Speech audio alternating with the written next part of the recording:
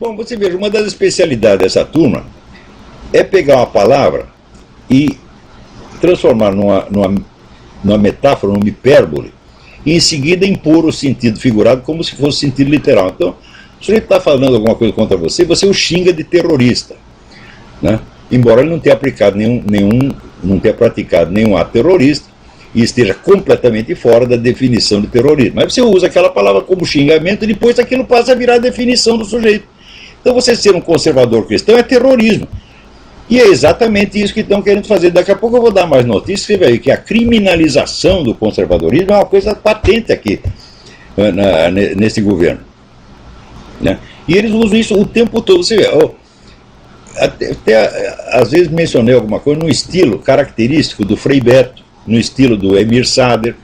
Quer dizer, confundir sentido literal e figurado e dar um sentido, dar uma acepção de termo rigoroso, literal, ao que é uma figura de linguagem, isso é a marca característica do estilo desses caras, é a marca característica do estilo mentiroso. Mas isso é característico de certas épocas de confusão e crise, onde o rebotalho, aquilo que está no fundo da sociedade, pessoas das quais você jamais deveria ter ouvido falar, de repente adquirem uma importância. Você vê de onde apareceu Joseph Stalin. Joseph Stalin era assaltante de trem, meu Deus do céu. De repente ele é o chefão. Da onde apareceu Hitler? Era um cabo de exército, né? Um cara totalmente fracassado na vida, que vivia no albergue. De repente o cara é primeiro-ministro. Então nessas épocas de confusão, né, a merda que está no fundo toda sobe à superfície, se torna visível e adquire um brilho extraordinário, né? Então é claro que o seu Lula não tem capacidade de ser gerente de um posto de gasolina, tá certo? Dona Dilma é aquela senhora que diz que leu um livro muito interessante, um livro que a emocionou profundamente, mas que ela não conseguia lembrar o título. É o único livro que ela leu na vida, tá certo? Então é que nem naquele programa, antigamente tinha um programa de auditório, ia lá uns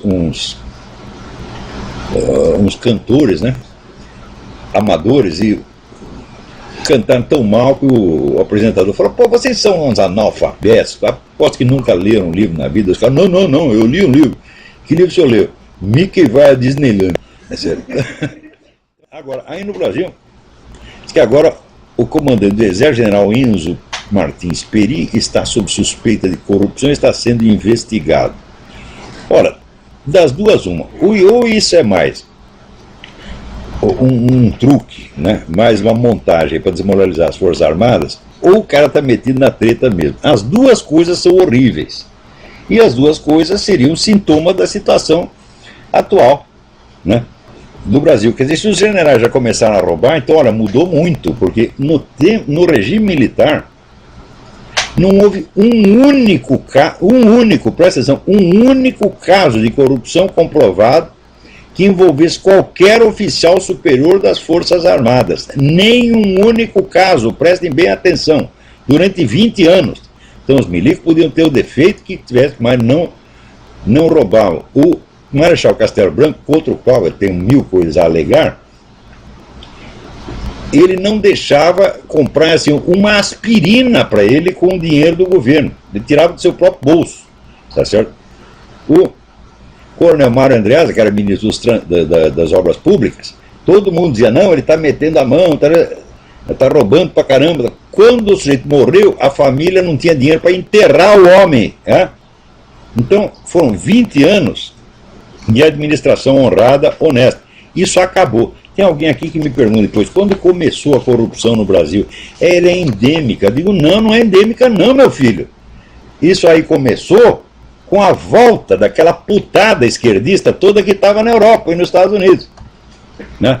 A hora que voltou aí, né, Leonel Brizola, né? Olha, eu naquela época eu conheci um sujeito, eu não lembro o nome dele, tá certo? Que tinha vindo da Alemanha Oriental e estava lá com uma pistola automática, dizendo que era para matar o Brizola. Tinha ordens de matar o Brizola. Porque o pessoal da Alemanha Oriental tinha dado uma grana para o Brizola receber os exilados que voltavam, e o Brizola tinha usado na sua campanha eleitoral. Eu não sei se a acusação é verdadeira, eu estou vendendo peixe pelo preço que comprei. E o cara estava lá com ordem de matar o Brizola. Eu sei que depois veio a contra-ordem e o cara voltou para a Alemanha Oriental e nunca mais soube dele. Eu nem lembro do nome do desgraçado, mas que eu vi isso, eu vi. Né? Então você vê como era o ambiente no meio dessa gente. Depois que essa turma subiu ao poder, e muitos subiram na base de acusações de corrupção feita contra terceiro, vocês ainda devem se lembrar do desempenho maravilhoso do seu Zé Dirceu, do seu Aloysio Mercadante nas famosas CPIs, acusando Deus e o mundo. Então logo eles subiram ao poder, eles se revelaram muito pior do que aqueles que eles acusavam. Quer dizer, o que seria a corrupção total das empreiteiras, supondo que fosse verdadeiro, comparado com o mensalão? É nada. Né? Então, a origem da corrupção no Brasil, meu filho, é muito recente. Né? Por exemplo, você vê, no tempo do Império, toda a história do Império, você não vai ver um caso de corrupção. Não tem nada. O imperador era o homem mais honesto que tinha no país, porra. E quando você vê os homens que ocupavam os altos postos na política, né? Lê o texto do Machado de Assis, O Velho Senado, que é um clássico da língua portuguesa. Você vai ver o que era aquela gente. Quer dizer, não dá para você comparar. É outro país, porra. Hã? Então não vem dizer que o brasileiro é corrupto por natureza, sempre foi assim. Fala, não. Ou há períodos em que você tem a grande roubalheira. No período colonial tinha muita roubalheira. Durante o Império a coisa melhorou muito, sobretudo no Segundo Império. Né? Praticamente acabou a corrupção nas altas esferas. Depois, com a República, voltou aos poucos, foi crescendo. Né? Mas mesmo assim, não se compara. Se você pegar qual é a corrupção que havia no governo Getúlio Vargas, bom, havia um pouquinho, mas sob controle. A coisa virou uma apoteose com o retorno dos esquerdistas que tinham sido banidos pelo regime de 64, que deviam ter continuado banidos para sempre, eternamente. A cassação de direitos políticos dessa gente tinha que ser eterna. Por quê? Porque a gente já sabia que os caras voltando no poder ia começar toda a roubalheira de novo.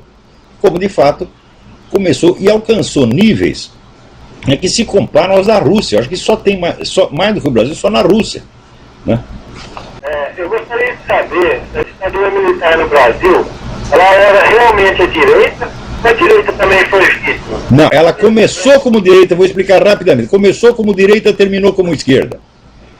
Né? Ela começou com a ideia, derrubou um governo pró-comunista, tá certo? Mas terminou com o general Ernesto Geisel ajudando Cuba a invadir Angola. Tá? O que você acha? E criando esse monte de estatais que é cabide de emprego de comunista. Então foi todo um trajeto da direita para a esquerda. E quanto mais foi para a esquerda, mais foi piorando, evidentemente. Então, olha, hoje não dá mais tempo de falar mais nada, nosso tempo acabou, até a semana que vem, muito obrigado.